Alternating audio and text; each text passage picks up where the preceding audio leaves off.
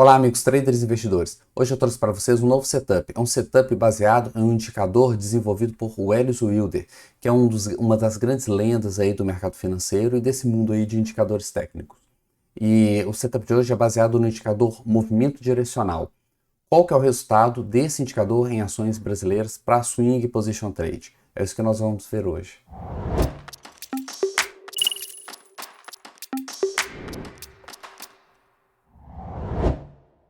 Este vídeo ele faz parte de uma série de vídeos onde eu analiso vários setups para swing trade. Então vou deixar o card aqui do link, onde vocês podem ver várias estratégias, vários outros setups, muitos setups famosos e o resultado deles em ações brasileiras dos últimos 5 anos, ok?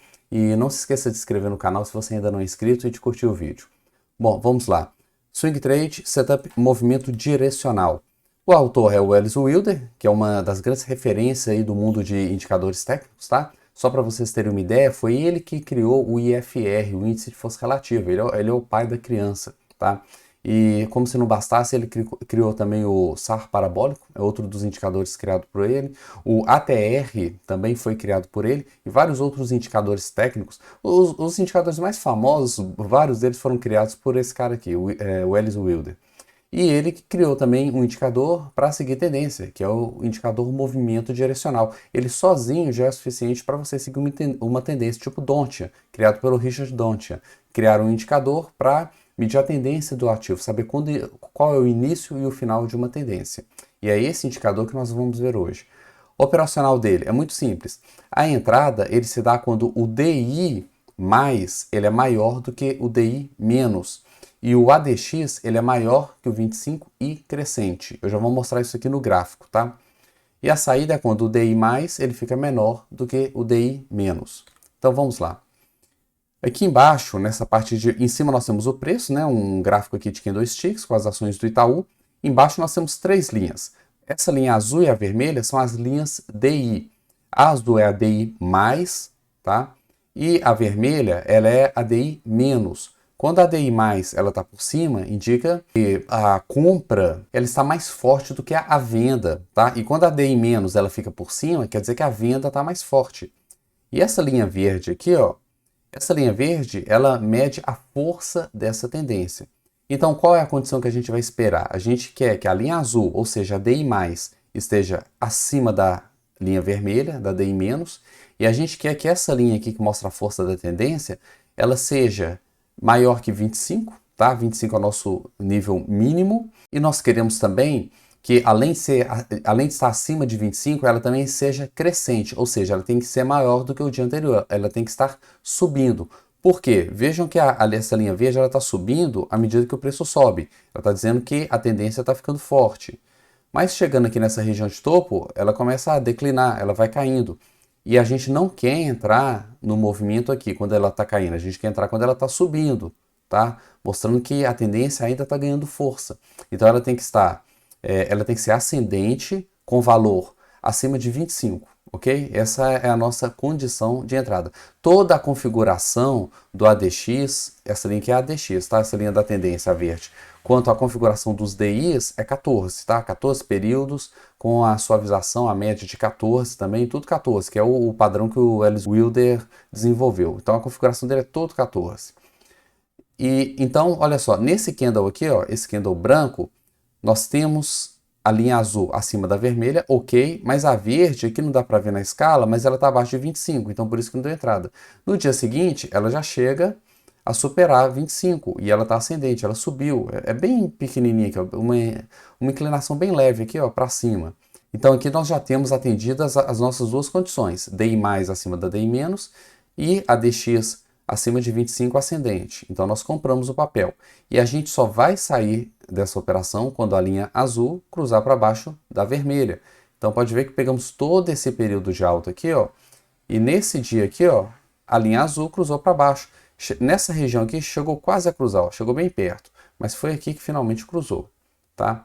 Então aqui no fechamento do pregão nós encerramos a operação, ficando com esse lucro aqui e surfando essa tendência de alta do Itaú, do Banco Itaú. Esse aqui é um exemplo em um papel. E o backtest em uma carteira operando somente este indicador, somente essa estratégia. Esse é o resultado da carteira. Isso aqui é uma curva de patrimônio, tá? A gente começa com 100 mil reais. Quem já acompanha o canal já sabe qual que é o modelo padrão, né? 100 mil reais. Aqui eu dividi em 10 papéis, ou seja, cada entrada eu vou entrar com 10% do capital total, sempre reinvestindo os lucros, ok? E eu vou operar todos os papéis do índice BXX, que são 100 papéis. 100 papéis. Então, o resultado da curva de patrimônio durante os últimos 5 anos foi esse daqui, ó. Começou em 100 mil, terminou aqui em torno de 300 e poucos mil reais, tá? O capital ele triplicou em 5 anos. É uma curva bonita, tá? A gente vê que não os drawdowns aqui, ó, eles não são muito grandes, tá? Aqui não está incluída essa alta do último mês do Ibovespa, porque essas operações elas ainda estão abertas. E o backtest neste programa, no Invest Charts, ele não computa operações que ainda estão abertas. Então, na verdade, o lucro está até maior, tá? Ele só computa operações que foram encerradas. Então, todos os stops aí dos últimos meses ele colocou, mas aquelas operações que ainda estão abertas ele não computa, tá? Então, na verdade, o lucro foi até um pouco maior aqui. E a gente consegue ver aqui os drawdowns, que eles são bem pequenos aqui comparado com o ganho, né? Ou seja, é um fator de recuperação muito alto dessa estratégia. Então, assim, realmente é uma curva bonita de capital. Ficou um tempinho aqui parado, né? Ficou um período aqui sem muitos lucros, tá? E de repente ela decolou aqui nos últimos 2 ou 3 anos, mais ou menos. É importante sempre lembrar que a nossa referência para swing ou position trade é sempre o índice Bovespa, tá? Então, esse foi o gráfico do índice Ibovespa no mesmo período. Podemos ver aqui que o Ibovespa rendeu aqui 162, 163% nesse período. Enquanto aqui nós tivemos um lucro de aproximadamente uns 200%. Então, assim, bateu com folga o Ibovespa, tá? Não sofreu este drawdown aqui, ó, do ano passado, de 2020, onde o Ibovespa chegou a cair mais de 40%, tá? Não chegou a sofrer, olha só, foi bem menor a queda, bem menor.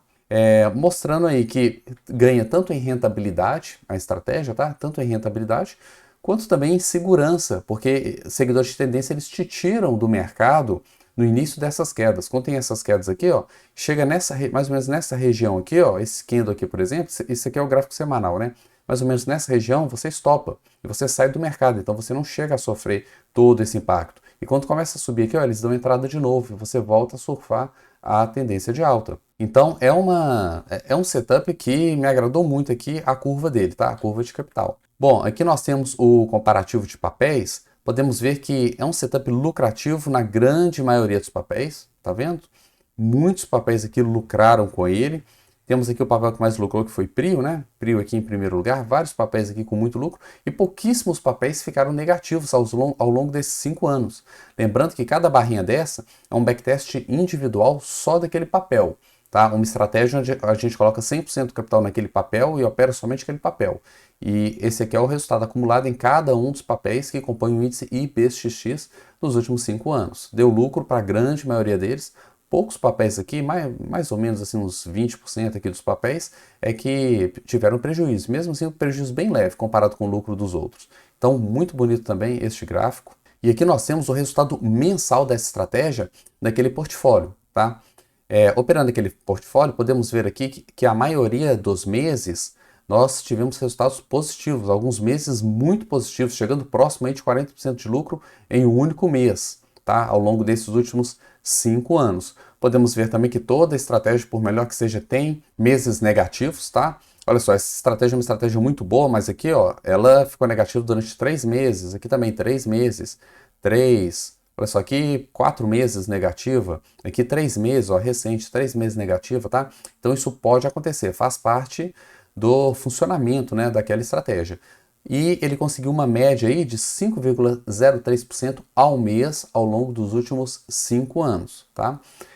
Isso não quer dizer, é importante deixar isso bem claro, não quer dizer que eu vou operar estratégia e sempre vou ter 5% ao mês, tá? Isso aqui tem muito a ver com a movimentação do Ibov.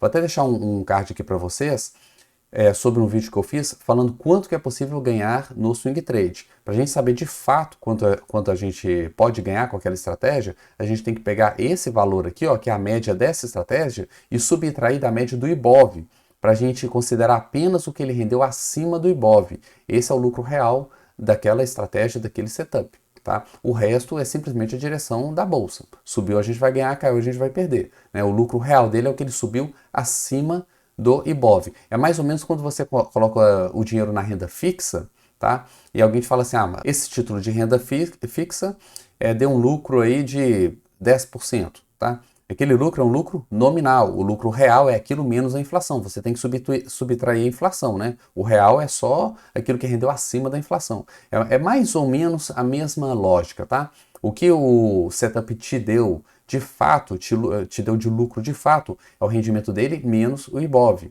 Tá? Apenas o que ele rendeu acima do Ibov é que é de fato o lucro da estratégia. Bom, por fim, a lista dos 20 papéis que mais lucraram aí nos últimos 5 anos, né? Foi PRIO 3, JHSF 3, GGBR 4, então temos aqui os papéis. A gente vê que Magazine Luiza, à medida que o tempo vai passando, ela não vai performando também, ela vai caindo nesse ranking. Os backtests que eu fiz um ano atrás, por exemplo, Magazine Luiza sempre estava nos primeiros lugares dos seguidores de tendência, agora ela vai perdendo lugar, tá? Isso mostra algo muito simples, né? Que é bom deixar claro também, que o desempenho de um papel no passado não necessariamente é uma garantia que ele vai desempenhar bem no futuro, tá? Então, assim, para a grande maioria dos setups, não existe correlação entre o desempenho passado de um papel e o futuro de um papel.